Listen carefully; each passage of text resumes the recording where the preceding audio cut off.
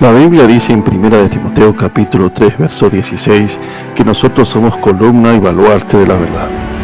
Esa es la razón por la que en The True Happiness tenemos un único propósito, y es compartir la palabra de Dios para que todo aquel que nos escuche tenga una comunión real y verdadera con Jesucristo. Estimados hermanos, bienvenidos a un estudio más de la carta de Primera de Juan. Bienvenidos a este estudio, es el segundo video de la epístola de Primera de Juan. El primer video estuvimos viendo una pequeña introducción, algo introductorio obviamente, donde podíamos ver algunos puntos, el contexto acerca de los pensamientos del gnosticismo, pero el día de hoy vamos a entrar a profundidad a estudiar los primeros 4 versículos. El día de hoy vamos a estudiar a lo que nosotros le vamos a llamar una visión bíblica de Cristo. ¿Cuál es la visión bíblica que tienes de Cristo? ¿Cuál es tu doctrina? ¿De qué manera ves a Cristo? Pues Juan, en los primeros 4 versículos, va a darnos una visión bíblica acerca de Cristo y de su obra. Y eso es lo que nosotros vamos a estudiar el día de hoy en los primeros 4 versículos. Una de las cosas importantes que nosotros debemos comprender es de que el libro de Juan, o la primera carta de Juan, se maneja o se clasifica o se divide en 3 categorías importantes. La primera categoría importante es, podríamos decirlo así, acerca de la certidumbre o la certeza que tenemos acerca, o la certeza teológica, por decir así, de la persona de Cristo y su obra. El segundo o la segunda categoría importante es acerca de esa certeza moral que tenemos sobre los mandamientos de Dios. Y la tercera categoría sería la certeza que tenemos acerca del amor de Dios, como mandamiento, como algo que tenemos que ejecutar. Entonces podemos ver en estas 3 categorías Jesús y su evangelio. Jesús y el evangelio, o Jesús y su obra, vienen a ser la verdad. Porque Jesucristo dijo, yo soy la verdad. Y lo que Jesucristo enseñó en su evangelio, y lo que transmitieron los apóstoles en su evangelio, o mejor dicho, en sus cartas, es la verdad. Ahora, el hecho de tener una certeza moral sobre los mandamientos representa la obediencia. Porque hay que obedecer esos mandamientos. Entonces representa la obediencia. Y esa certeza sobre el amor de Dios representa el amor. Esa es la razón por la que dijimos en nuestro volante o en nuestra publicidad que pusimos en Facebook acerca de que esta carta giraba en torno a 3 elementos importantes. La verdad, que representa ese conocimiento teológico sobre Cristo y su obra, el Evangelio. Ese conocimiento sobre los mandamientos de Dios, esa certeza que tenemos sobre los mandamientos de Dios, que representan la obediencia, y la certeza sobre el amor de Dios, que obviamente representa el amor. Esa es la razón que estos 3 ejes son la verdad, la obediencia y el amor. Quiero que nosotros veamos, por ejemplo, que cuando hablamos de esa certeza teológica respecto al Evangelio y Cristo, Juan nos da ideas interesantes. Por ejemplo, en Primera de Juan, capítulo 2, del versículo 1 al versículo 2, Juan dice lo siguiente: hijitos míos, estas cosas os escribo para que no pequéis, pues y si alguno hubiere pecado, abogado tenemos para con el Padre, a Jesucristo el justo. Juan está diciendo, en la teología que él está planteando, es que Jesucristo es justo y él es nuestro abogado. Ese es el primer eje. Es parte de la verdad. También él dice, y él es la propiciación por nuestros pecados. O sea, Jesús es la propiciación. Y no solamente por los nuestros, sino también por los de todo el mundo. Entonces, Juan está dando certezas, o por decir así, ideas importantes, teológicas, acerca de la persona de Cristo. Está diciendo que es esa propiciación, ese sacrificio, obviamente que representa el sacrificio por el perdón de los pecados. Está diciendo que Jesús es nuestro abogado. Está diciendo que Jesús es justo y que murió por los pecados del mundo. Estas ideas importantes o ideas teológicas, porque nos están dando nos están mostrando quién es Jesús. Es nuestro abogado, es justo, es esa propiciación, ese sacrificio que Él dio su vida por causa nuestra para perdón de pecados. Y, ¿qué más? Y murió por muchos, por el mundo. Y eso es importante entender. Ahora, también nos da otra idea teológica respecto al Evangelio, en este caso respecto a Cristo, y es en 1 de Juan capítulo 5, del versículo 1 al el versículo 1 y el versículo 20. Hoy vamos a trabajar puros versículos, eso es importante, por eso les pedí a los que están conectados que tengan su Biblia. Por ejemplo, ¿qué es lo que dice 1 de Juan capítulo 5, versículo 1? Dice, todo aquel que cree que Jesús es el Cristo, está diciendo que Jesús es el Cristo, es nacido de Dios, y todo aquel que ama al que engendró, ama también al que ha sido engendrado por él. ¿Qué declaración real, verdadera está diciendo Juan en el versículo 1? Que Jesús es el Cristo. ¿Y qué dice en 1 de Juan capítulo 5, versículo 20? Pero sabemos que el Hijo de Dios ha venido, ese es el Hijo de Dios, y nos ha dado entendimiento para conocer al que es verdadero. Y estamos en el verdadero, en su Hijo Jesucristo. Está diciendo que Él es el Hijo del Padre, Hijo Jesucristo, que es el Hijo de Dios, y este es el verdadero Dios y la vida eterna. Está diciendo que Jesús es el verdadero Dios, está declarando que es Dios y que es la vida eterna. O sea, en estos versículos que acabo de leer, Juan está dando las bases teológicas suficientes, ¿verdad?, para decir que Jesucristo es la verdad, que Jesucristo es Dios, que Jesucristo es la verdad, que Jesucristo, gracias a Él, vinieron el perdón de los pecados, que Él es justo, que Él es nuestro abogado, y que Él es el Hijo de Dios, obviamente, pero también está diciendo que Él es el verdadero Dios, y de Él viene la vida eterna, Él es la vida eterna. Entonces, Juan está dando estas ideas principales acerca de Cristo. No solamente eso, también da ideas principales acerca de los mandamientos de Dios. En el capítulo 2, versículo 10, él dice lo siguiente. Permítanme. Dice, el que ama a su hermano, permítanme, versículo 2, un momentito, por favor. Correcto, sí. Dice, el que ama a su hermano permanece en la luz y en él no hay tropiezo. Dice, permanece en la luz. Está caminando en obediencia, ¿verdad? Está hablando con respecto a los mandamientos de Dios. Veamos el capítulo 5, versículo 2 al versículo 3. Dice, en esto conocemos, dice, que amamos a los hijos de Dios, cuando amamos a Dios y guardamos sus mandamientos. Pues este es el amor a Dios, que guardemos sus mandamientos, y sus mandamientos no son gravosos. Está hablando de que si somos hijos de Dios, debemos guardar los mandamientos de Dios. Bien, y también lo dice en el capítulo 4, el versículo 7 y el versículo 21. El versículo 7 dice, amados, amémonos unos a otros, porque el amor es de Dios, y todo aquel que ama es nacido de Dios y conoce a Dios. O sea, nos está instando a cumplir los mandamientos. Y bueno, les he mostrado hasta este momento ideas principales que da Juan en su carta acerca de quién es Cristo. Les acabo de mostrar algunos versículos importantes donde Juan habla de la importancia de cumplir los mandamientos de Dios. Y ahora hablemos un poco acerca del amor. En el amor, en el 5.2.3, que es lo mismo, él nos insta a amar. Y dice, podemos ver, otra vez lo voy a escribir, dice, y nosotros tenemos este mandamiento de Él, el que ama a Dios, ame también a su hermano.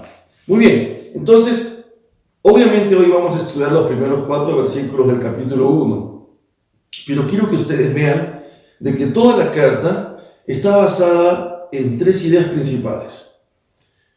La certeza o la confianza, ¿okay?, que tenemos teológicamente sobre la persona de Cristo y el Evangelio. O sea, Juan está diciendo, yo voy a dar ideas principales, voy a basar mi carta en 3 ideas principales. La teología sobre quién es Cristo y el Evangelio. La doctrina sobre los mandamientos de Dios y la doctrina sobre el amor. Cristo y el Evangelio representan la verdad.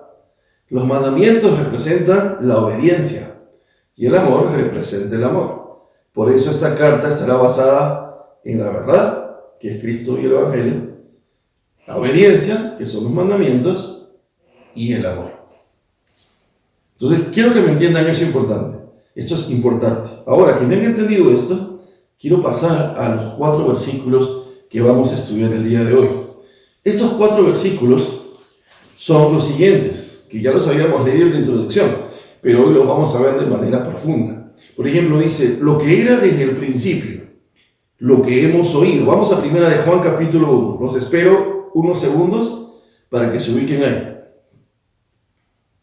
1 de Juan capítulo 1, del versículo 1 al versículo 4.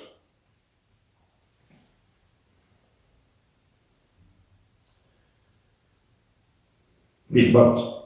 Dice, lo que era desde el principio, lo que hemos oído, lo que hemos visto con nuestros ojos, lo que hemos contemplado y palparon nuestras manos tocantes al verbo de vida.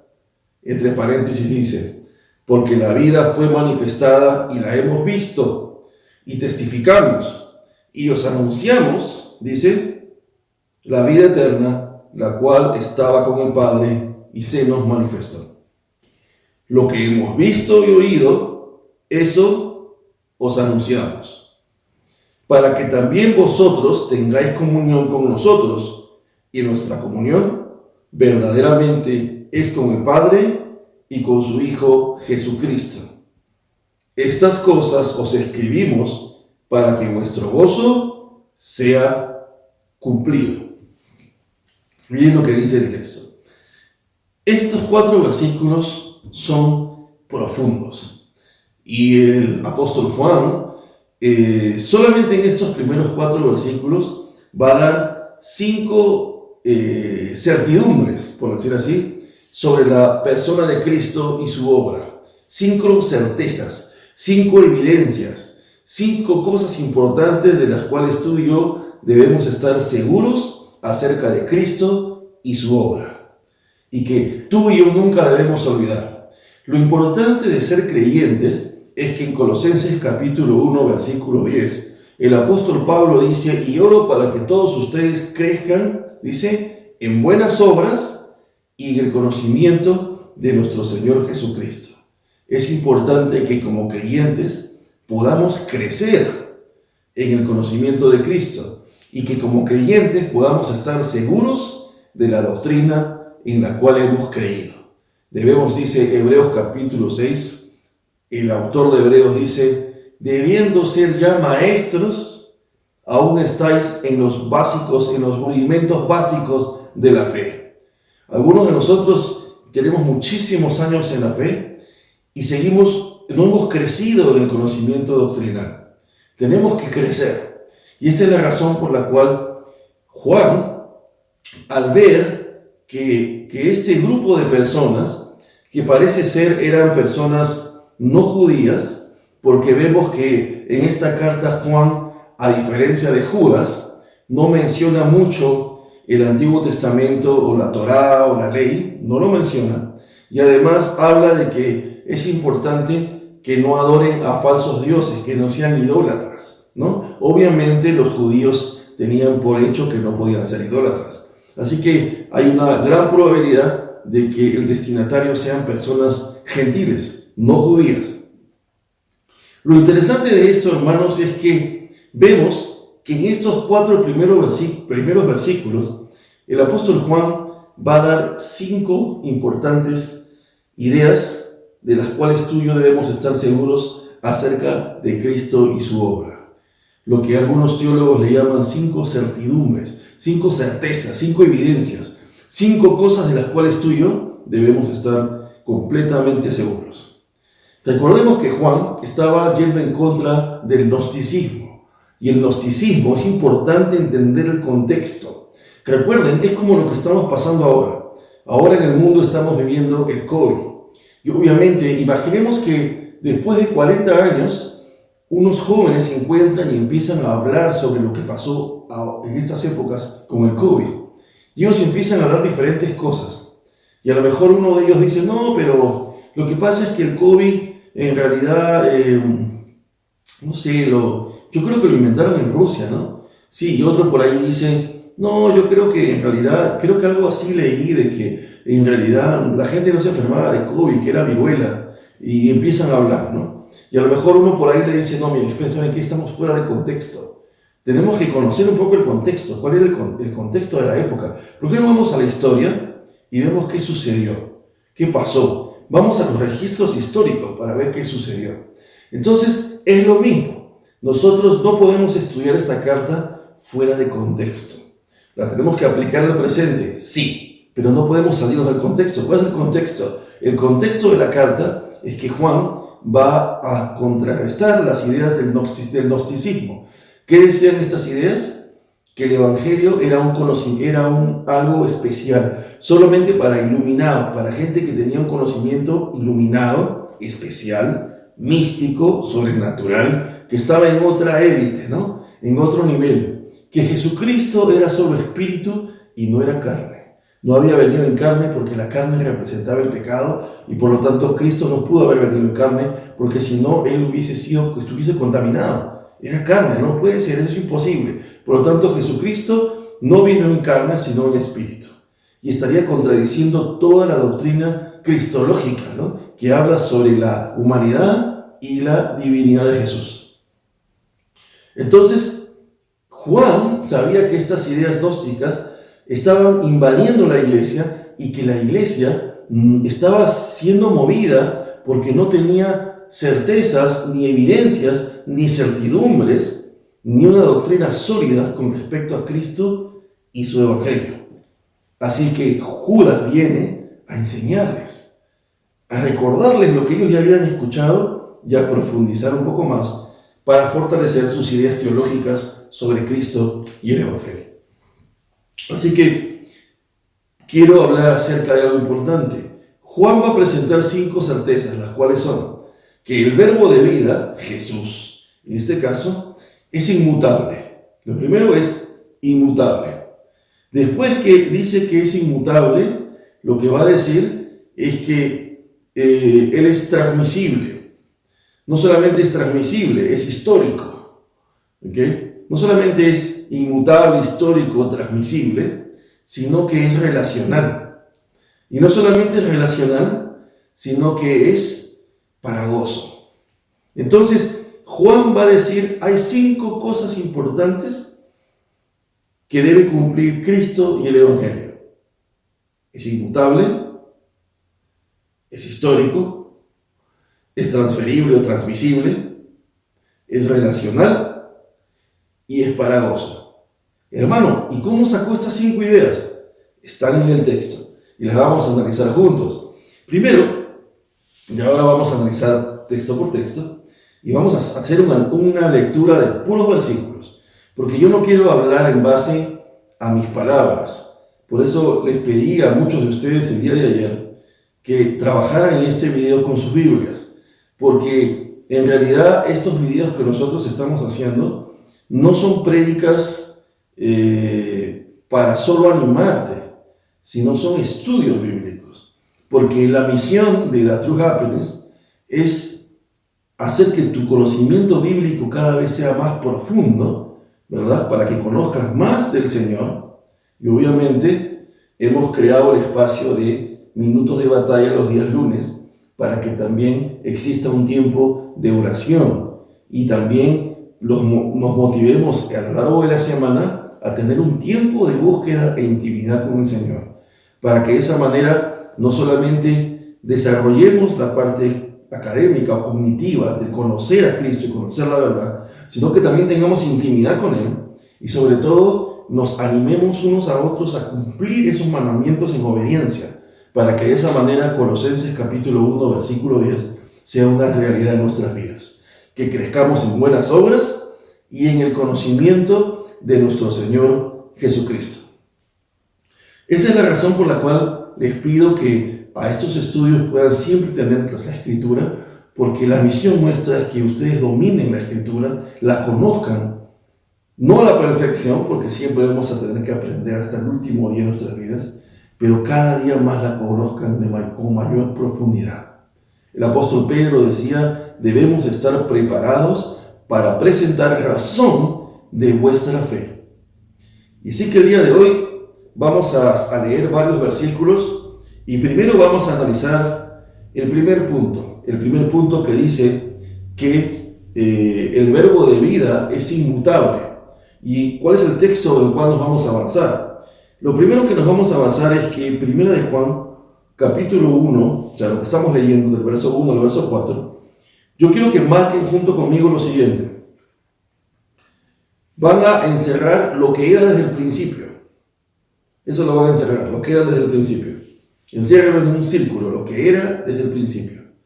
Es solamente eso que está ahí, representa de que el verbo de vida, o sea, Jesús y el Evangelio, es inmutable. Ahora van a encerrar lo siguiente. Van a encerrar desde lo que hemos oído, o sea, lo que sigue, lo que hemos oído, hasta el paréntesis donde dice, porque la vida fue manifestada.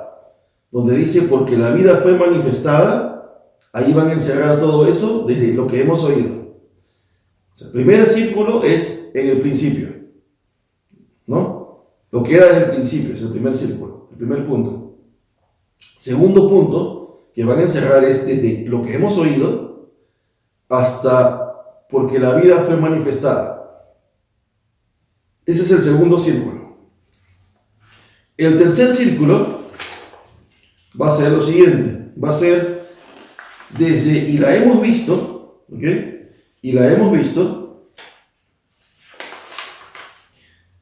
visto y testificamos y anunciamos hasta la palabra, eso os anunciamos, o sea, y la hemos visto y testificamos y os anunciamos la vida eterna, la cual estaba con el Padre y se manifestó.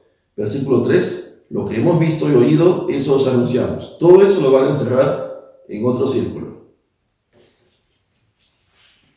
Y el siguiente círculo va a ser para que también vosotros tengáis comunión con nosotros, y nuestra comunión verdaderamente es con el Padre y con su Hijo Jesucristo. Todo eso lo van a encerrar en otro círculo. Y el último círculo va a ser, estas cosas os escribimos para que vuestro gozo sea cumplido. Muy bien. Ahora quiero que observen los 5 círculos. El primer círculo dice lo que era desde el principio. Ese es el primer punto. Juan nos está transmitiendo de que el Evangelio, porque no solamente el Génesis fue desde el principio, sino que desde el principio de la historia, desde que empezó todo esto, desde que Jesús nos llamó, desde que Jesús nos dijo, ven, síganme, desde el principio. O sea, lo que era desde el principio, o sea, yo no he cambiado la historia, es inmutable. ¿Okay? Ahora vamos a profundizar en eso. Ahora dice, lo que hemos oído, lo que hemos visto con nuestros ojos, lo que hemos contemplado, lo que palparon nuestras manos tocantes al verbo de vida, porque la vida fue manifestada, el verbo de vida es histórico. O sea, hay registros. Siguiente. Y la hemos visto y testificamos, estamos testificando a otros. Y os anunciamos la vida eterna, la cual estaba con el Padre y se nos manifestó. ¿Qué significa eso? Que la verdad de vida es transferible. Dios la hizo para transmitirla a otros. Por eso dice que ellos testificaron. Se transmite. Es pública. Cuarto punto. Lo que hemos visto y oído, eso os anunciamos. ¿Para qué? Bueno, hasta ahí, eso os anunciamos se pertenece al punto anterior, ¿no? Para que también vosotros tengáis comunión con nosotros. O sea, mi idea es que ustedes tengan comunión con nosotros los apóstoles, y nuestra comunión verdaderamente es con el Padre y con su Hijo. Significa que otro de los resultados del verbo de vida y su evangelio es que debe producir comunión. Comunión entre hermanos y comunión entre nosotros como hermanos, con el Padre y con el Hijo. Ese es el resultado. Y quinto punto, es que estas cosas os escribo para que vuestro gozo sea cumplido. Que el Evangelio o el verbo de vida es para gozo. Y el punto anterior, cuando hablaba de la comunión, es que el verbo de vida es relacional. Entonces, hoy vamos a analizar esos 5 puntos. Que las 5 verdades doctrinales sobre Cristo y el Evangelio que Juan va a dar en este pasaje son 5. Que el verbo de vida y el Evangelio es inmutable, es histórico, es transferible o transmisible, es relacional y es para gozo. Así que vamos a leer la primera parte, que es de que el verbo de vida y el Evangelio es inmutable. ¿Dónde está eso? En lo que era desde el principio. El apóstol Juan va a empezar a mostrarnos algo interesante, va a decir lo que era desde el principio. Como mencioné hace un momento, él no está diciendo que algo ha cambiado, dice lo que siempre fue desde el principio, dice eso os anunciamos. O sea, no estamos anunciándoles algo diferente, sino que no hay un teléfono malogrado aquí, ¿verdad? ¿Han visto ese juego, el teléfono malogrado? Cuando hay 10 personas y la primera persona le dice algo a la segunda y la segunda tiene que pasar el mensaje a la tercera y el último siempre dice una barbaridad o que no dijo el primero. Ok, el Evangelio no es un teléfono malogrado. Juan está diciendo lo que era desde el principio. Eso os estamos anunciando. O sea, la verdad que hemos recibido de Cristo, nosotros, yo que soy apóstol y que he convivido con Cristo durante 3 años, lo que era desde el principio, lo que yo recibí, eso os estoy anunciando. No he cambiado nada. Por eso el Evangelio y el verbo de vida es inmutable, no cambia. Y los gnósticos lo estaban cambiando. ¿Por qué lo estaban cambiando? Porque los gnósticos estaban diciendo, necesitas tener un conocimiento iluminado para poder alcanzar salvación. Y Juan está diciendo, ese conocimiento sí ha cambiado, porque Cristo jamás dijo eso. Eso ha sido mutado a esta idea hereje. Sin embargo, nosotros no hemos cambiado lo que hemos recibido de Cristo. El Evangelio y el verbo de vida es inmutable. No cambia. Ahora, ¿por qué no cambia? Por lo siguiente. Porque siempre ha exigido fe y arrepentimiento, todo el tiempo. No me digan que necesito tener un conocimiento iluminado para creer en Cristo o para alcanzar salvación, porque la salvación o el Evangelio siempre ha exigido fe y arrepentimiento. Es lo único que siempre ha exigido Dios de nosotros. Versículos que sustentan esa idea. Mateo capítulo 4, versículo 17. Desde entonces comenzó Jesús a predicar y a decir, arrepentíos, porque el reino de los cielos se ha acercado. ¿Qué es lo que Jesús dijo? Arrepiéntanse. Arrepentidos. Jesús nunca dijo, necesitan tener un conocimiento elevado o sobrenatural o místico. Le dijo, arrepentidos. ¿Qué significa la palabra arrepentidos? Un giro en griego es metanoia. Significa un giro de 180 grados. No de 160, porque si es de 160 terminas en el mismo lugar. Es de 180. Si ibas para el norte, ahora tienes que ir para el sur. Si ibas para el oeste, ahora tienes que ir para el este. Pero metanoia significaba un cambio de mente. ¿Y por qué un cambio de mente? Porque si antes tú pensabas que lo que tú hacías estaba bien, ahora tu mente ha cambiado de opinión con respecto a lo que tú hacías. Porque ahora tu mente, basado en el conocimiento de la verdad, dice que lo que tú estás haciendo ofende a Dios y es pecado. Y ya no debes hacerlo. Por eso es que hay un cambio de mente. Tú te arrepientes porque ahora entiendes que lo que estás haciendo no agrada a Dios. Y dejas de hacer lo que ofendía a Dios y haces lo que a Dios le agrada. Eso es un verdadero arrepentimiento. Por eso la Biblia dice, tened obras dignas de arrepentimiento. O sea, que realmente tus obras muestren que tu arrepentimiento es genuino. Y eso lo hemos visto en el estudio del libro de Santiago, ¿verdad? Hay evidencias de que realmente nosotros hemos creído en Cristo y nuestro arrepentimiento es verdadero y real. Entonces Juan está diciendo aquí lo que era en el principio. O sea, no me vengan con ideas cerradas sobre que necesito un conocimiento sobrenatural. No. Porque lo que era desde el principio, Lo único que se pedía era que te arrepientas. También lo dijo Juan, el mismo Juan en su Evangelio, en el capítulo 3, versículos 16 al 18, dijo, porque de tal manera amó Dios al mundo, que ha dado a su Hijo unigénito, para que todo aquel que en Él cree no se pierda, mas tenga vida eterna. Todo aquel que en Él cree, fe. Porque no envió Dios a su Hijo al mundo para condenar al mundo, sino que el mundo sea salvo por Él. El que en Él cree, fe, no es condenado, pero el que no cree ya ha sido condenado porque no ha creído en el nombre del unigénito Hijo de Dios. Creer, fe. Versículo anterior, arrepentimiento. Hechos 2:38. Pedro les dijo, arrepentíos y bautícese cada uno de vosotros en el nombre de Jesucristo para perdón de los pecados y recibiréis el don del Espíritu Santo. Hechos capítulo 17, versículo 30, dice, pero Dios, habiendo pasado por alto los tiempos de esta ignorancia, ahora manda a todos los hombres en todo lugar que se arrepientan. ¿Qué es lo que estoy tratando de mostrarles aquí, hermanos?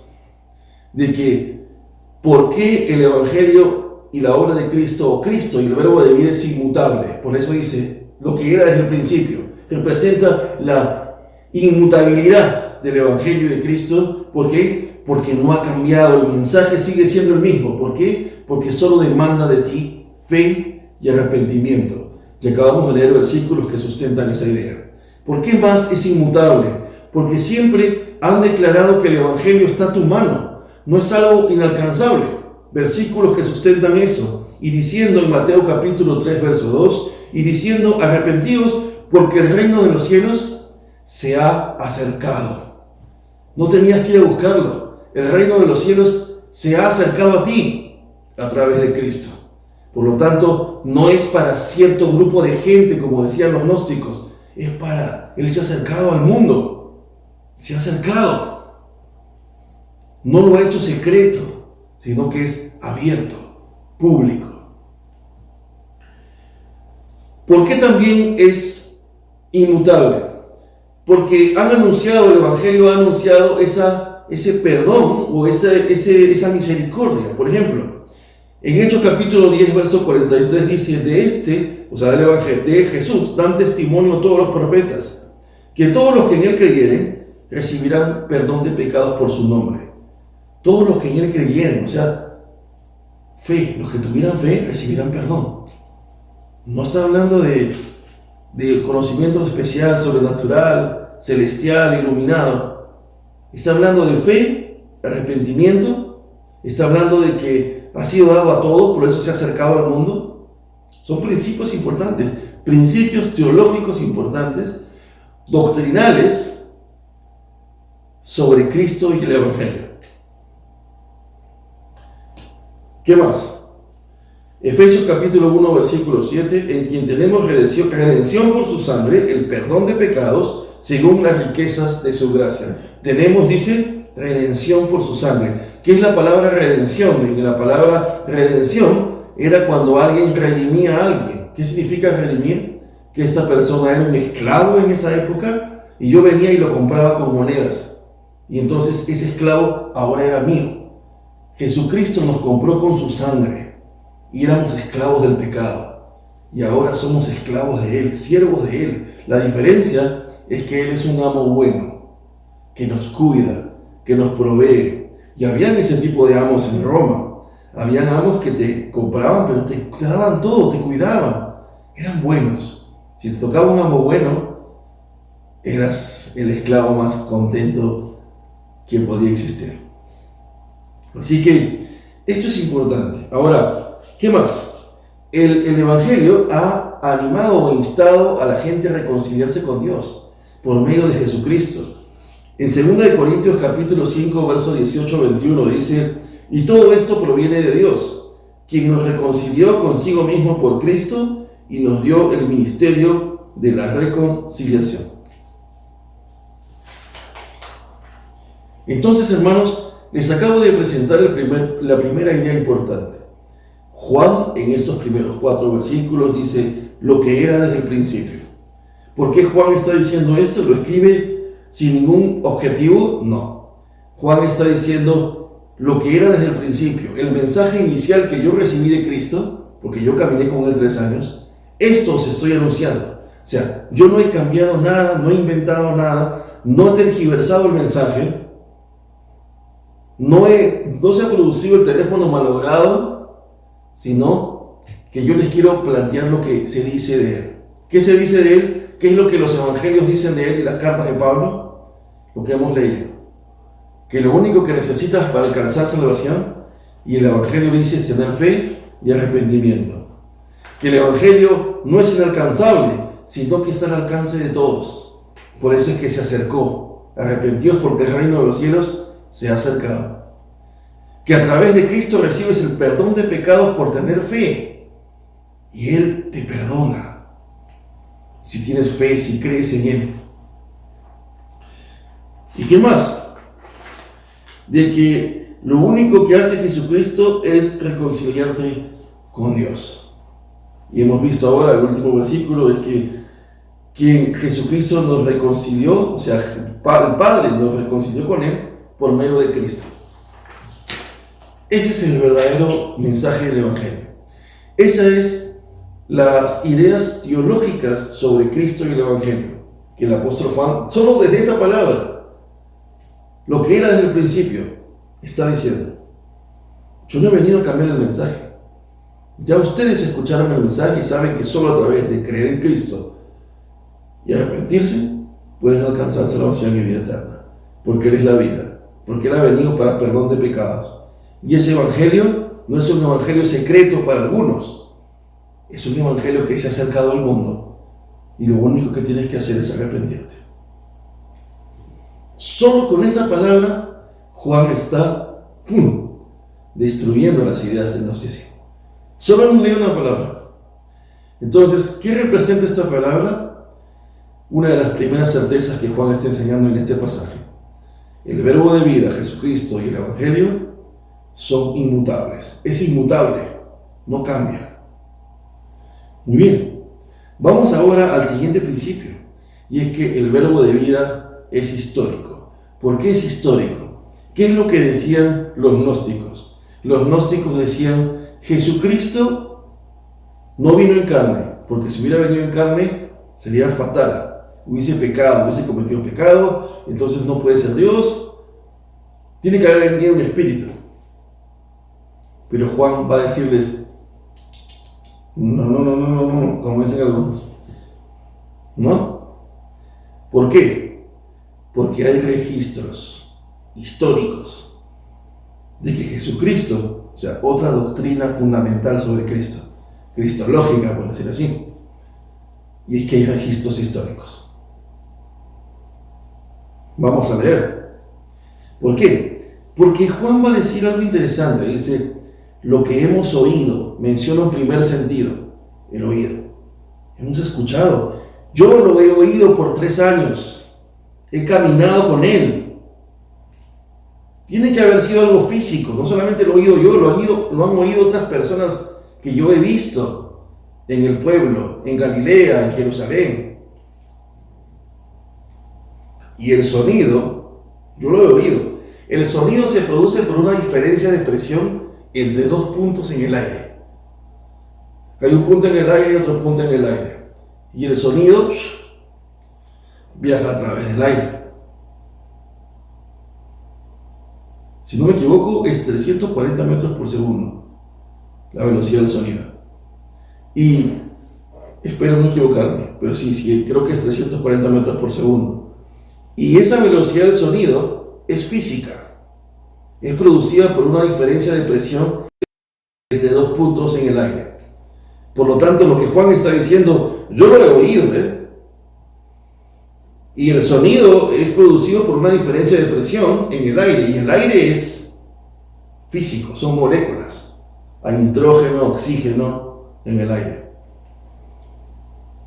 Entonces, no solamente lo oí yo, lo oyeron otras personas, y es una onda longitudinal. El sonido es físico. Es energía. Y al que algunos le llamarían materia no inercial, con que no hay masa, pero sí hay masa porque hay aire de por medio, y el aire de por medio tiene átomos. Entonces, lo que Juan está diciendo es: yo le he oído, O sea, no ha sido una visión que yo he tenido. Yo lo he oído por 3 años. Hay un registro histórico. Por eso es que el verbo de vida es histórico. Lo que hemos visto con nuestros ojos, dice, yo lo he visto. Esa palabra visto está en tiempo perfecto. Significa que es una acción pasada y terminada, pero que continúa en el tiempo, ¿no? O sea, dice, yo le he visto, dice, con nuestros ojos. Y cuando Juan dice con nuestros ojos, está hablando de una experiencia física. No está hablando de una visión, está hablando de algo físico. No está diciendo que Jesús era una visión, una imagen, un fantasma, un espíritu volando. No, no, no. Juan está diciendo, yo lo he visto con mis ojos. Ha sido una experiencia física. Él era de carne, no era un espíritu. Dice, y lo que hemos contemplado, ahí la palabra griega es la palabra theomai. La palabra theomai, que es contemplar, no solamente significa en griego que lo viste con tus ojos, sino que viste los detalles, escudriñaste, lo viste con detenimiento, lo viste con intensidad, intensamente. O sea, lo que Juan está diciendo es, yo no solamente lo he visto, como lo pudo haber visto alguien en Galilea, como a lo mejor lo pudo haber visto algún mendigo en la calle, sino que yo lo he contemplado. Yo he vivido con Él, yo he dormido cerca de Él, yo lo he visto dormir, yo lo vi dormir en la barca, yo lo he visto despertarse, yo lo he visto comer junto con nosotros, yo lo he contemplado. Y si Él es el discípulo amado, el que en el Evangelio dice que se recostó sobre su hombro, por eso dice, y palparon nuestras manos tocantes al verbo de vida. Y ahí el verbo griego palparon es el verbo selafao, que significa sentir. Yo lo he sentido, yo lo he tocado. Y Juan está diciendo, así que no me vengan con historias gnósticas de que Jesucristo no pudo haber venido en carne y solamente en espíritu, porque les estoy diciendo que hay registros históricos, no solamente míos, sino registros históricos de otros personajes a los que yo conozco que han dicho de que Jesús vino en carne. ¿Así? ¿Cuáles son? Vamos a verlos. Uno de los primeros puntos es que Jesucristo, el verbo de vida es histórico, es que ese verbo fue hecho carne. En Juan capítulo 1, versículo 14 dice, y aquel verbo, o sea, el verbo del cual habla Juan 1:1, en el principio era el verbo y el verbo era con Dios y el verbo era Dios, que habíamos visto que en el griego significaba y Dios era el verbo, habitó entre nosotros, dice, y el verbo fue hecho carne y habitó entre nosotros y vimos su gloria, gloria como el unigénito del Padre, lleno de gracia y de verdad. Primer registro, Juan capítulo 1, verso 14, dice que ese verbo fue hecho carne. O sea, no era espíritu, fue hecho carne. Segundo registro, Romanos capítulo 1, versículo 3, apóstol Pablo, acerca de su Hijo, dice Pablo, nuestro Señor Jesucristo, que era del linaje de David, según la carne, era descendiente del rey David. Era descendiente de reyes. Gálatas capítulo 4, verso 4 dice, pero cuando vino el cumplimiento del tiempo, Dios envió a su Hijo, nacido de mujer y nacido bajo la ley, nacido de mujer, o sea, Él nació, Él vino en carne. Hebreos capítulo 1, del verso 1 al verso 3, dice el autor de Hebreos, Dios, habiendo hablado muchas veces y de muchas maneras en otros tiempos a los padres por los profetas, en estos postreros días nos ha hablado por el Hijo, a quien constituyó heredero de todo y por quien asimismo hizo el universo, el cual siendo el resplandor de su gloria y la imagen misma de su sustancia, y quien sustenta todas las cosas con la palabra de su poder, habiendo efectuado la purificación de nuestros pecados por medio de sí mismo, se sentó a la diestra de la majestad en las alturas. Ahí el autor de Hebreos dice que en estos postreros días nos ha hablado por el Hijo. Dice, por el Hijo, ¿verdad? Parece que el Hijo fue el medio, ¿no? Por el Hijo. ¿Cuál fue el medio por el cual Dios habló? El Hijo. Pero en griego no significa eso. En griego dice, Dios nos ha hablado en Hijo. Y tú dices, ¿cuál es la diferencia en que Dios nos ha hablado en Hijo con que Dios nos ha hablado por el Hijo? Es que el idioma, en este caso, Jesucristo es el medio, nos ha hablado por medio del Hijo. O sea, el mensaje es este, ¿no? Este es el mensaje y Dios nos habla por medio del Hijo. O sea, el Hijo es el que va a transmitir el mensaje de Dios. Significaría el Padre por el Hijo. Pero en el texto original dice que Dios nos ha hablado en Hijo. O sea que el mensaje no es traído por el Hijo, sino que el mensaje es el Hijo. Es como cuando tú dices, por ejemplo, ¿no? Como dicen, my message is in English. O dices, qué sé yo, my message is in Chinese. Mi mensaje está en español. Estás diciendo, voy a darles mi mensaje en español, o les voy a dar mi mensaje en inglés, o les voy a dar mi mensaje en portugués, o les voy a dar mi mensaje en Hijo. O sea, Cristo es el mensaje. Porque Cristo es la Torá viviente. Cristo es el mensaje y los profetas encarnados. Por eso dice el autor de Hebreos, el Padre en los postreros días nos ha hablado en Hijo. Es lo que dice el griego. Primera de Timoteo capítulo 3 verso 16 dice, e indiscutiblemente grande es el misterio de la piedad, porque Dios fue manifestado en carne.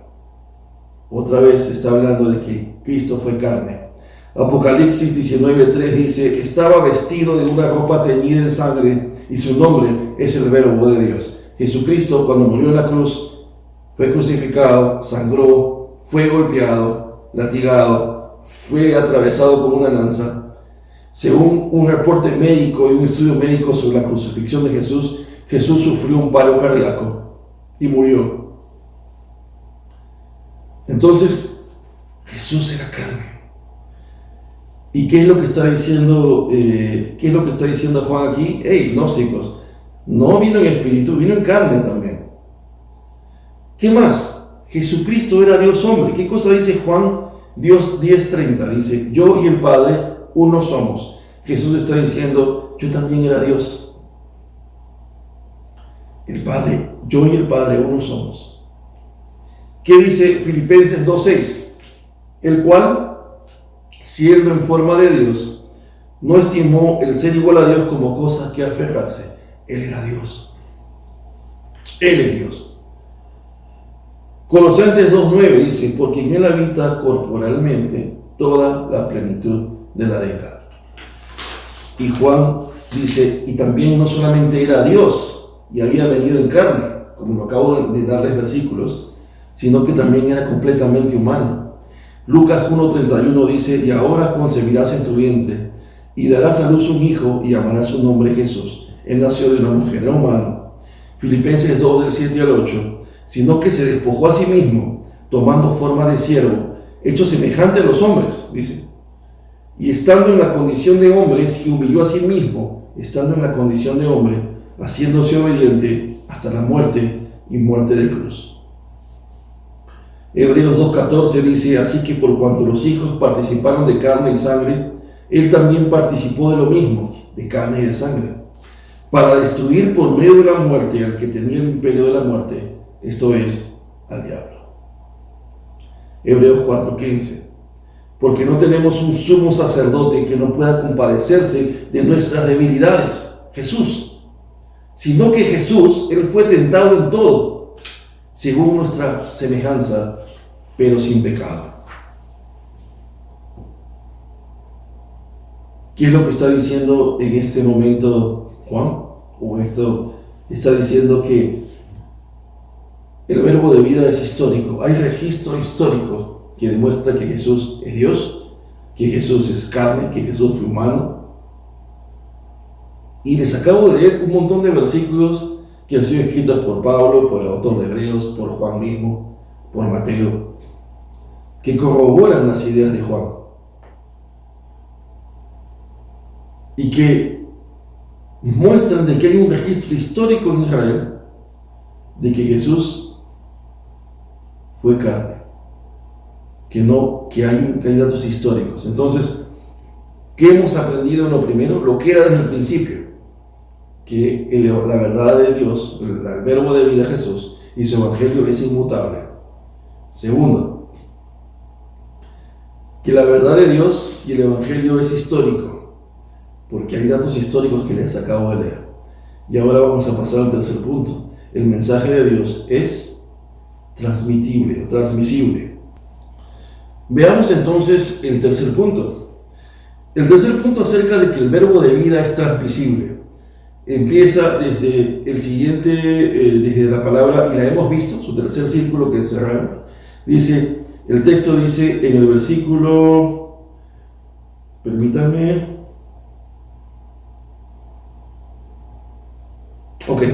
en el versículo 2, donde dice, porque la vida fue manifestada, hasta ahí es el punto número 2, y ahora dice, y la hemos visto y testificamos, y os anunciamos la vida eterna, la cual estaba con el Padre, y se manifestó. Lo que hemos visto y oído, eso os anunciamos. Juan está diciendo en este momento que la verdad que él recibió, esos principios que él recibió durante esos 3 años y que son la base de lo que él habla y lo que él testifica, son transmitibles. El propósito es que sean transferibles a otros, que otros escuchen el mensaje del Evangelio. Y por eso Juan dice, en Juan, en su mismo Evangelio, en el capítulo 20, versículo 30, versículo 31, dice, hizo además Jesús muchas otras señales en presencia de sus discípulos, las cuales no están escritas en este libro. Pero estas se han escrito, o sea, Juan está diciendo, las verdades que yo he escrito en mi Evangelio, no en su epístola, sino en el Evangelio de Juan, estas verdades que han sido escritas con un propósito, para que creáis que Jesús es el Cristo, el Hijo de Dios, y para que creyendo, o sea, en Él, creyendo que Él es el Cristo, el Hijo de Dios, tengáis vida en su nombre. ¿Qué es lo que está diciendo Jesús? Yo he escrito todo esto con un propósito, que creáis que Jesucristo es el Cristo, el Hijo de Dios, y que al creer en Él tengas vida en su nombre. O sea, yo estoy demostrando que siendo apóstol y que he caminado con Jesucristo 3 años, lo que yo he recibido de Él, yo lo transmito. ¿Para qué? Para que ustedes tengan vida. Y con eso sigue destruyendo las ideas gnósticas. Ellos dicen que ese conocimiento es especial, que solo es para gente iluminada, para un grupo de élite. Pero no. Yo soy apóstol, he caminado 3 años con Cristo y a mí se me comunicó ese mensaje para que yo lo transmita. Por eso es que el verbo de vida y el Evangelio es transmisible, es para transmitirlo hacia otras personas. ¿Con qué propósito? Para que las otras personas, al creer en Cristo y creer que Jesucristo es el Hijo de Dios, el Cristo, tengan vida eterna. ¿Qué otro versículo sustenta? Juan, capítulo 21, verso 24, dice, este es el discípulo que da testimonio de estas cosas y escribió estas cosas y sabemos que su testimonio es verdadero. Por eso Juan, capítulo 21, verso 24, dice, este es el discípulo, o sea, él mismo se llama, este es el discípulo que da testimonio de estas cosas. O sea, él, habiendo caminado 3 años con Jesús, vuelve a decir en otro capítulo, yo doy testimonio de estas cosas. Lo que yo he vivido con Jesucristo, lo que yo he experimentado con Él, es para testificar a otros, para que otros tengan vida eterna. Es transmisible. El Evangelio de Dios no es para unos cuantos, es para todos. Y debemos transmitirlo, comunicarlo, testificarlo, compartirlo. Siguiente punto, el 4.º punto sobre la verdad, el verbo de vida y el Evangelio. Es relacional. ¿Por qué es relacional? Porque ahora nos ubicamos en el 4.º círculo que dice, para que también vosotros tengáis, desde ahí empieza, para que vosotros también tengáis, dice, para que también vosotros tengáis comunión, dice, ¿no? Con nosotros, comunión con nosotros. Juan dice, ¿para qué más os escribo? Para que ustedes tengan comunión con nosotros y nuestra comunión verdaderamente es con el Padre y con el Hijo. ¿Y qué significa esto? Que quienes creen en Jesucristo para salvación deben tener comunión con el Padre, con el Hijo y con el Espíritu Santo. Así que Juan está diciendo, yo os escribo para que tengan comunión. Y algunos dicen comunión, bueno, suena como que vamos a comer en una mesa, ¿no? Y vamos a tener koinonia. La palabra comunión en griego es koinonia. Pero esa palabra koinonia, que a veces la utilizamos en la iglesia cuando decimos vamos a tener un tiempo de koinonia, ¿no? Como un tiempo de almorzar, de pasar un tiempo juntos. Pero la palabra koinonia en griego es mucho más profunda. No solamente significa estar reunidos, ¿no? O sea, como decir, una cosa es decir grupo y otra cosa es hablar de un equipo. Un grupo es un conjunto de personas. Un equipo es un conjunto de personas que tienen un mismo fin, un mismo propósito, que están unidas, encadenadas como un sistema para cumplir un objetivo común. Así que la palabra comunión en griego, la palabra koinonia, significa es una participación mutua por una causa común o una vida conjunta. Es una relación auténtica y no falsa. Es una relación real con mis hermanos. Juan está diciendo que el verbo de vida y el evangelio es relacional porque me ha sido dada para yo compartirla con mis hermanos, para crecer juntos, para que compartamos ese mensaje que hemos recibido y juntos podamos pelear la batalla de la fe. Como decía Santiago, juntos podamos vivir upomone, seguir peleando bajo la batalla. ¿Recuerdan? Upomone, upo es bajo, seguir debajo de la batalla, o sea, no salirse del camino, sino es lo que una de las definiciones de paciencia, ¿no? Paciencia puede ser macrotumia o puede ser upomone. Si es upomone, significa que estás peleando bajo la batalla en griego y te mantienes peleando hasta el final, ¿verdad? Bajas la cabeza, golpeas, peleas, pero sigues hasta el final. Pero macrotumia, paciencia, era algo que tenía que ver con tener paciencia con tus hermanos, ¿no? Y aquí está hablando de tener una intimidad con ellos, una intimidad obviamente verdadera, una relación auténtica con ellos, porque tenemos algo en común, el evangelio, el amar a Jesucristo, el querer servir a Dios, el querer honrar los mandamientos de Dios. Y Juan está diciendo, el evangelio te ha sido dado para eso, también, porque es relacional. No es como lo que dicen los gnósticos, que es para que ellos se lo guarden, solamente nosotros. Por favor, sepárense porque ustedes no son elevados espiritualmente como nosotros y nosotros solamente tenemos este conocimiento especial. No. Te ha sido dada para que tengas comunión con tus hermanos, intimidad. Aquí no hay élites. Aquí no hay que yo soy del grupo de los músicos y como soy de los músicos, yo soy más nice, más cool, o a lo mejor nosotros somos líderes y como somos líderes, no, nosotros no hablamos con hermanitos que recién llegan, que tienen meses en la iglesia. No.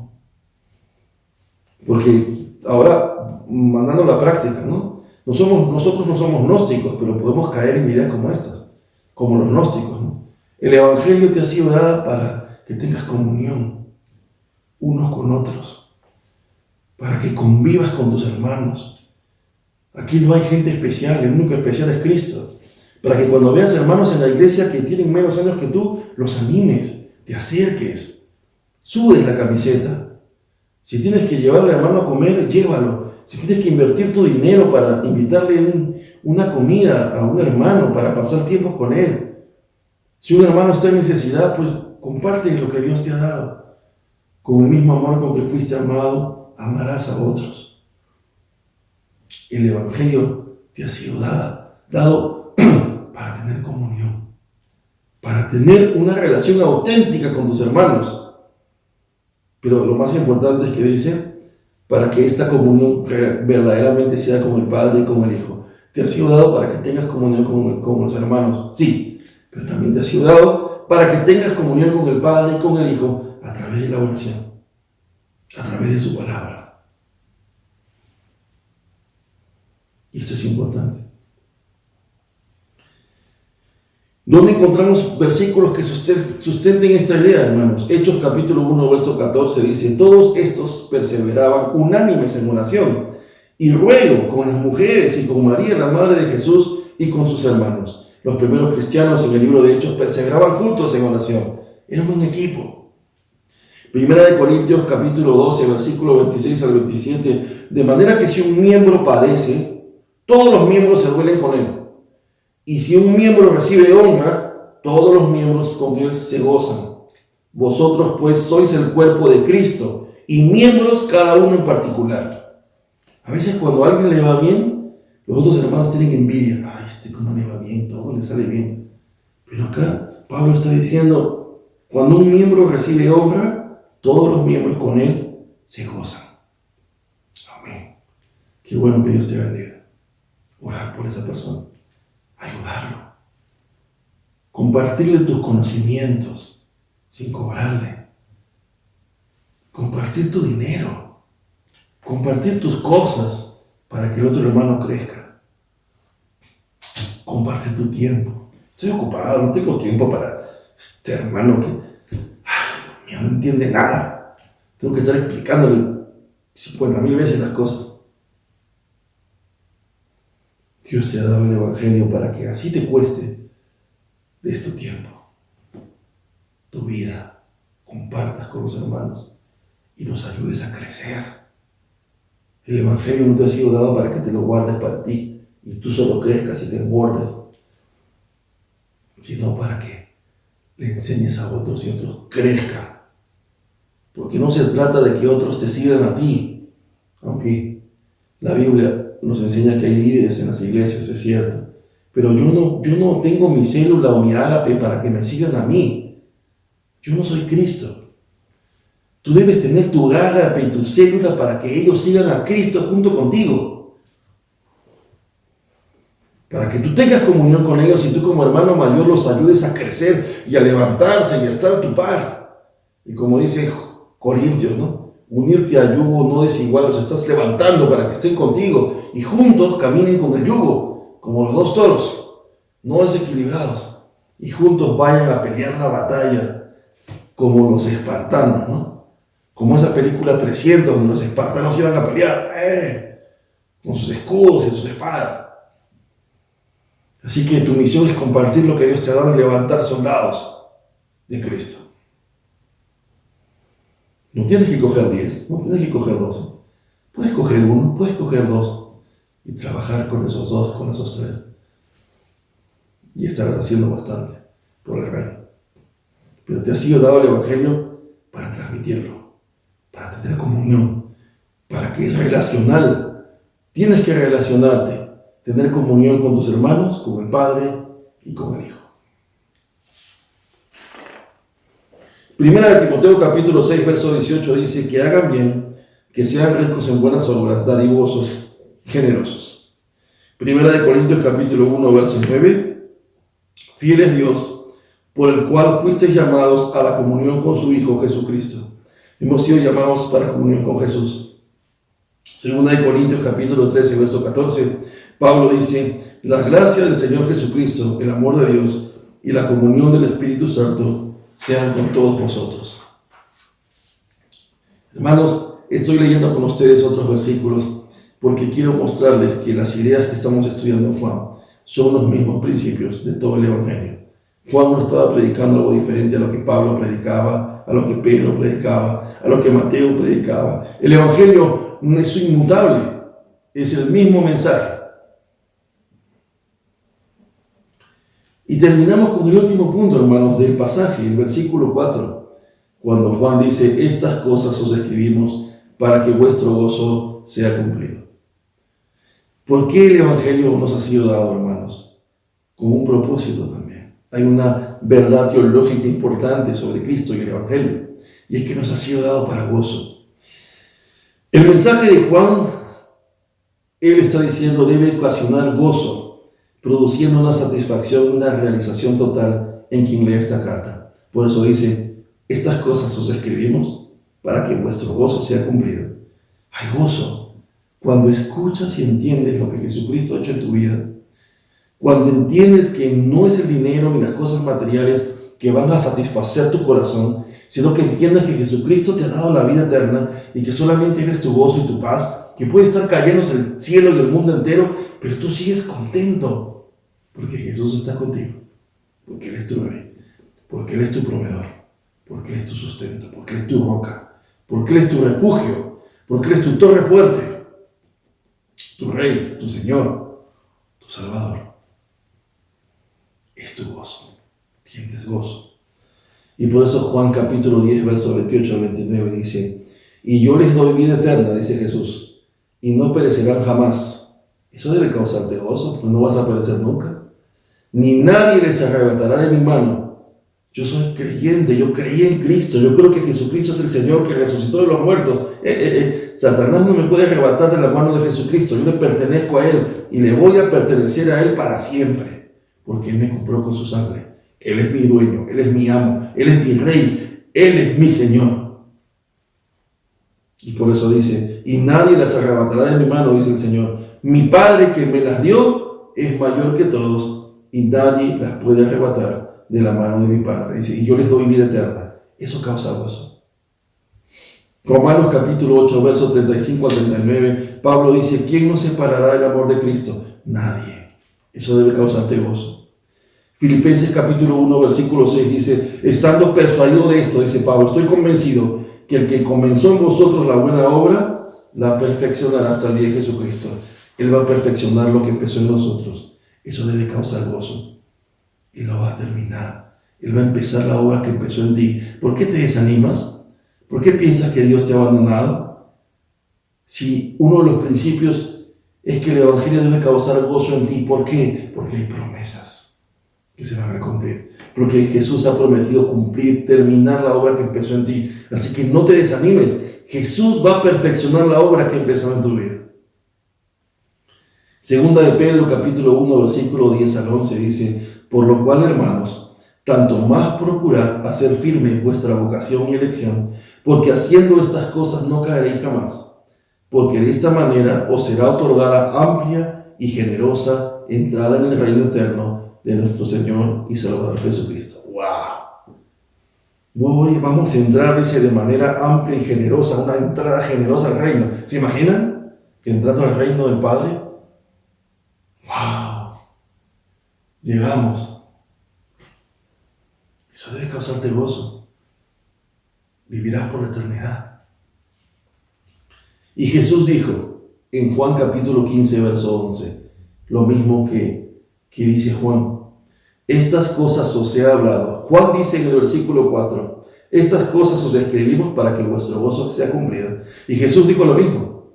Estas cosas os he hablado para que mi gozo esté en vosotros y vuestro gozo sea cumplido. ¿Quién le enseñó eso a Juan? Jesús.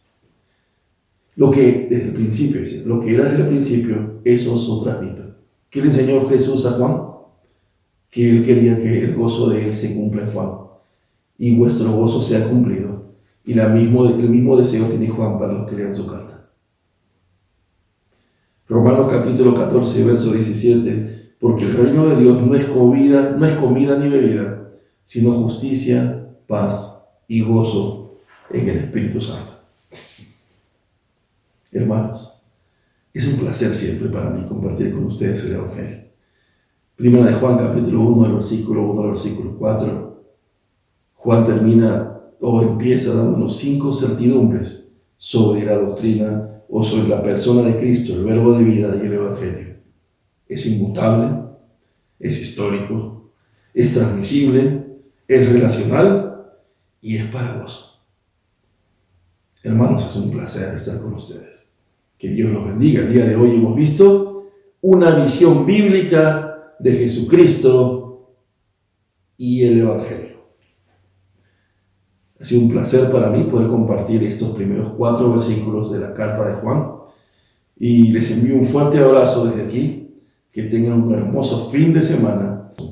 Que Dios los bendiga y hasta la próxima. Bendiciones.